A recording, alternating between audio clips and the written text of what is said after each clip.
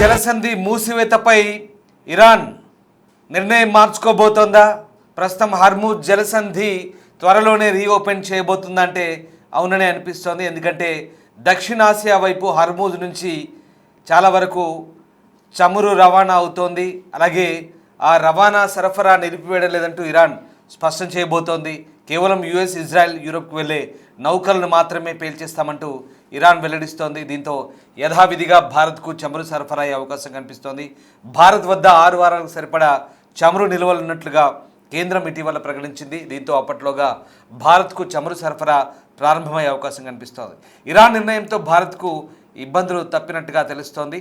తమ నావికాదళంలో హర్ముజ్ నుంచి వాణిజ్య నౌకలకు రక్షణ కల్పిస్తామంటూ ఇప్పటికే ట్రంప్ ప్రకటించారు. దీంతో ట్రంప్ ప్రకటనకు ఇరాన్ కౌంటర్గా ఈ నిర్ణయం తీసుకుందా అంటే దీనికి సంబంధించినటువంటి స్పష్టత రావాల్సింది.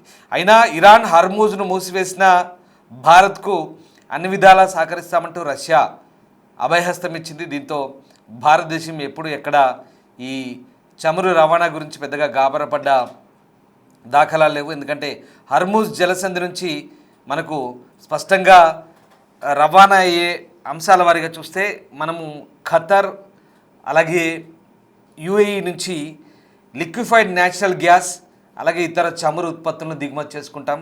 అది హర్ముజ్ ద్వారా వస్తుంది. హర్ముజ్ స్ట్రైట్ అనేది 33 కిలోమీటర్ల ఇరుకైన ఒక జలసంధి. ఆ జలసంధి మార్గం ఏదైతే ఉందో అది ఒమన్, ఇరాన్ మధ్యలో ఉన్నటువంటి ఒక ఇరుకైన జలసంధి. దీనిపై ఇరాన్ ఎక్కువగా పట్టు సాధించింది. దీంతో ఇరాన్ ప్రస్తుతం ఆ ప్రాంతాన్నంతా కూడా బ్లాక్ చేసింది. అక్కడి నుంచి ఏవైనా నౌకలు వెళ్తే కనుక పేల్చివేస్తామంటే నిర్దాక్షిణ్యంగా స్టేట్మెంట్ ఇచ్చింది. అందులో భాగంగానే మొన్న యుద్ధం ప్రారంభమైన 2వ రోజు ఓ నౌక అటుగా వెళ్తున్న నౌకపై అటాక్ చేసింది. 20 మంది ఉన్నటువంటి ఆ నౌకపై అటాక్ చేయడంతో ఒక భారతీయుడు దాంట్లో మరణించాడు. తర్వాత దాదాపు 600 నుంచి 700 క్రూయిజ్ షిప్స్ ఏవైతే ఉన్నాయో అవన్నీ కూడా అక్కడే హర్ముజ్ జలసంధిలో నిలిచిపోయిన పరిస్థితి. దీంతో ఆ ప్రాంతంలో ట్రాఫిక్ కూడా జామ్ అయిన పరిస్థితి ఆ నీళ్ళలో. సో ప్రస్తుతం హర్ముజ్ జలసంధి నుంచి ప్రధానంగా మనం ఒకసారి మ్యాప్ చూస్తే కనుక హర్ముజ్ జలసంధి నుంచి రవాణా అయ్యి పెద్దగా ఉపయోగం ఎవరికంటే చైనా. సింహభాగం చైనానే అక్కడి నుంచి రవాణా చేసుకుంటుంది. అది కూడా ఇరాన్ నుంచి నేరుగా డైరెక్ట్గా చేసుకుంటుంది. తర్వాత థాయిలాండ్, తర్వాత కొరియా, తర్వాత తైవాన్, అలాగే జపాన్. ఇక బంగ్లాదేశ్ సంగతి చెప్పనక్కర్లేదు. ప్రధానంగా బంగ్లాదేశ్లో ఇప్పటికే నిల్వలన్నీ అయిపోయినాయి. బంగ్లాదేశ్లో ప్రస్తుతం చమురు నిల్వలు లేక గడ్డు పరిస్థితులు ఉన్నాయి. సో భారత్ కంటే ఎక్కువగా ఉపయోగపడేది ఇప్పుడు ఇది ఓపెన్ చేస్తే చైనా. ప్రధానంగా 80% చైనాకు ఇరాన్ నుంచే వస్తుంది.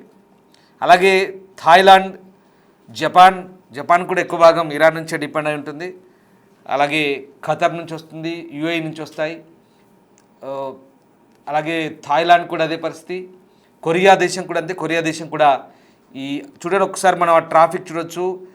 అదంతా కూడా హర్ముజ్ స్ట్రైట్ నుంచి వచ్చేటువంటి వాహక నౌకలకు సంబంధించినటువంటి ట్రాఫిక్ అది. సో అదంతా కూడా మనం చూడొచ్చు. మళ్ళీ ఇటువైపు నుంచి పశ్చిమ దేశాలకు ఫ్రాన్స్, ఇటలీ లాంటి కొన్ని దేశాలకు ఓన్లీ 10% మాత్రమే రవాణా అవుతుంది. అది కూడా ఇక్కడ ఖతర్ నుంచి అలాగే యుఏఈ నుంచి సరఫరా అయ్యేటువంటి మార్గం అది. ఇదంతా కూడా మనం ఒకసారి గ్రాఫికల్ ప్లేట్లో చూస్తే అర్థమవుతుంది. ఇదిగో ఇదే స్ట్రైట్ ఆఫ్ హర్ముజ్ 33 కిలోమీటర్లు మాత్రమే ఉంటుంది. భౌగోళికంగా అక్కడ అది ఇరుకైన ప్రాంతం కాబట్టి అది చాలా ట్రాఫిక్తో కూడిన మార్గం అది. ప్రపంచ వాణిజ్య రవాణాలో 20% అక్కడి నుంచే ఉంటుంది. సో దక్షిణాసియాకు రావాల్సినటువంటి బిలియన్ల గ్యాలన్ల చమురు, ముడి చమురు అంతా కూడా ఇక్కడి నుంచి వస్తుంది కాబట్టి కాస్త ఇబ్బందికర పరిస్థితి. ఇది ఇక్కడి నుంచి జరిగే రవాణా మార్గాలకు సంబంధించిన అంశాలు. ఒకసారి ఆయిల్ ఎక్స్పోర్ట్స్ చూద్దాం. 90% ఆయిల్ ఎక్స్పోర్ట్స్ సౌత్ ఏషియాకి అక్కడి నుంచి అవుతాయి. మనం ఆ గ్రాఫిక్స్ ప్లేట్స్ చూస్తున్నాం. అలాగే ఇవన్నీ కూడా అంటే కేవలం ఇరాన్ నుంచే వస్తాయంటే కాదు, మిగతా దేశాల నుంచి వస్తాయి. 85% ఆయిల్ ఇంపోర్ట్స్, అలాగే 60% మనం అక్కడి నుంచి మిడిల్ ఈస్ట్ నుంచి చేసుకుంటాం. మిడిల్ ఈస్ట్ నుంచి అంటే not from Iran, from Oman and మనకి ఇక్కడ యుఏఈ నుంచి. సో ఆ రకంగా చైనా ఎక్కువ చేసుకుంటుంది మనం చూడొచ్చు గ్రాఫ్లో. అలాగే చైనా తర్వాత కింది దేశాలు మన బంగ్లాదేశ్ మొదలుకొని ఈ సౌత్ ఏషియా అంటే పసిఫిక్ ఇక్కడ ఉన్నటువంటి ప్రాంతాలు ఏవైతే ఉన్నాయో ఇవన్నీ కూడా ఇక్కడ నుంచే రవాణా చేసుకుంటాయి. జపాన్, ఎగ్జాక్ట్లీ జపాన్ 90% కంప్లీట్గా వీళ్ళ మీద డిపెండ్ అయింది. ఎందుకంటే మళ్ళీ అక్కడ నుంచి రావాలంటే వేరే మార్గాలు లేవు కాబట్టి ఇక్కడ నుంచి పోతాయి. సో ఇది పరిస్థితి. ఇక్కడ మనం ఇరాన్ నుంచి మనమే తీసుకుంటామంటే కేవలం అమ్మోనియా, నైట్రేట్, యూరియా ఇట్లాంటివి మనం ఇరాన్ నుంచి తీసుకుంటాం. అండ్ అఫ్ కోర్స్ పప్పు దినుసులు అన్నీ కూడా మనకు కొన్ని ఇక్కడి నుంచి వస్తుంటాయి కాబట్టి మనకు కొంచెం ఇబ్బందికరంగా ఉంటుంది ఈ హర్మూజ్ స్ట్రైట్ నుంచి. సో ఇది పరిస్థితి. ఈ రకంగా హర్మూజ్ స్ట్రైట్ మూసివేయడం వల్ల చాలా వరకు మనకు ఇబ్బంది ఉంటుంది రవాణా. భారతదేశం కూడా ఎఫెక్ట్ ఉంటుంది, ఉండదని కాదు. బట్ పెద్దగా భారతదేశం ఒకవేళ ఇది లేకపోతే మాకు గత్యంతరం లేదన్నట్టుగా ఏం లేదు. ఎందుకంటే మనకు మిత్రదేశమైన రష్యా నుంచి లిక్విఫైడ్ న్యాచురల్ గ్యాస్ మనకు ఎక్కువ అవసరం ఉంటుంది కాబట్టి అదంతా రష్యా మేము ఇస్తామని చెప్పారు. ఆయిల్ కూడా మేము ఇస్తామని చెప్పారు. మనకేమి ఇబ్బంది లేదు. రష్యా 100% ఆదుకునే పరిస్థితి ఉంది. సో రకంగా మనకు ఒకవేళ హర్మూజ్ మూసివేసినా మన ప్రభుత్వం ప్రత్యామ్నాయ ఏర్పాటు చేసుకుంది భారత ప్రభుత్వం. కానీ హర్మూజ్ రవాణా మార్గం అనేది చాలా కీలకం. ప్రపంచ రవాణాలు, వాణిజ్య రవాణాలు దాదాపు 20% ఇక్కడి నుంచే దక్షిణాసియాకు వస్తే పరిస్థితి. ఒకసారి మా ప్రతినిధి శివ ఢిల్లీ నుంచి జాయిన్ అవుతున్నారు. శివ, హర్మూజ్ స్ట్రైట్ అనేది మళ్ళీ రీఓపెన్ చేస్తామంటూ ఇరాన్ ప్రకటించిందా?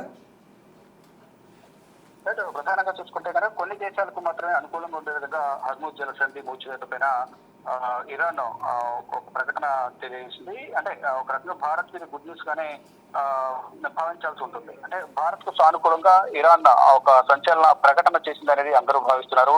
హర్మూజ్ జలసంధి త్వరలోనే రీఓపెన్ చేయబోతున్నట్లుగా కూడా తెలిపారు. హర్మూజ్ నుంచి అన్ని దేశాలకు చమురు సరఫరా ఉంటుంది. ఇటువంటి సరఫరా నిలిపివేయలేదని కూడా ఇరాన్ స్పష్టం చేసింది. కేవలం ఇప్పుడు యుద్ధం ఏదైతే ఎదుర్కొంటుందో యుఎస్ కానీ ఇజ్రాయెల్, యూరోప్ వెళ్లే నౌకలను మాత్రమే పేల్చేస్తామనేది కూడా మొదటి నుంచి చెప్తుంది. దానిలో భాగంగానే ఇప్పటి వరకు కూడా అనేక మంది అనేక విధాలుగా ఆందోళన వ్యక్తం చేశారు. ఇప్పుడు అక్కడ నుంచి హర్మూజ్ జలసంధి నుంచి చమురు నిల్వలు రాకపోతే చాలా ఇబ్బంది ఎదుర్కొనే అవకాశం, దాని ప్రభావం భారత్ పై ఉంటుంది.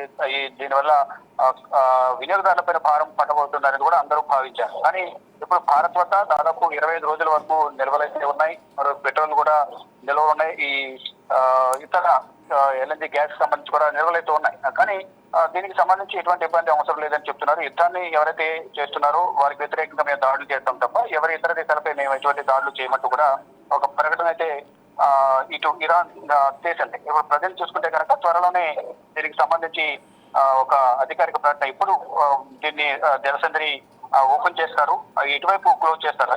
కేవలం ఇటు యుఎస్ అలాగే ఇజ్రాయెల్, యూరోప్ కు వెళ్లే నౌకలు మాత్రమే అనుమతించము. ఒకవేళ వాళ్ళు కనుక వస్తే కనుక వారిపై దాడి చేస్తామని వారు చెప్తున్నారు. ఇంకా దీంతో పాటు యథావిధిగా భారత్ కు చమురు సరఫరా అవుతుంది. భారత్ వద్ద 6 వారాలకు సరిపడా చమురు నిల్వలు ఉన్నట్లు ఇటీవల కేంద్రం ఒక ప్రకటన విడుదల చేసింది. అంటే కేంద్ర పెట్రోలియం శాఖ మంత్రి హర్దీప్ సింగ్ పూరి ఎప్పటికప్పుడు అధికారులతో సమీక్షలు నిర్వహిస్తున్నారు. ప్రజెంట్ సిచ్యువేషన్ ఏ విధంగా ఉంది, ఎంతవరకు ఈ ఆయిల్ సరఫరాలకు సంబంధించి కానీ వినియోగానికి సంబంధించి ఎంతవరకు చేస్తున్నాం, ఎన్ని రోజులు ఈ సరఫరా చేయొచ్చు అనే అంశంపై ప్రధానంగా వారితో మాట్లాడుతున్నారు.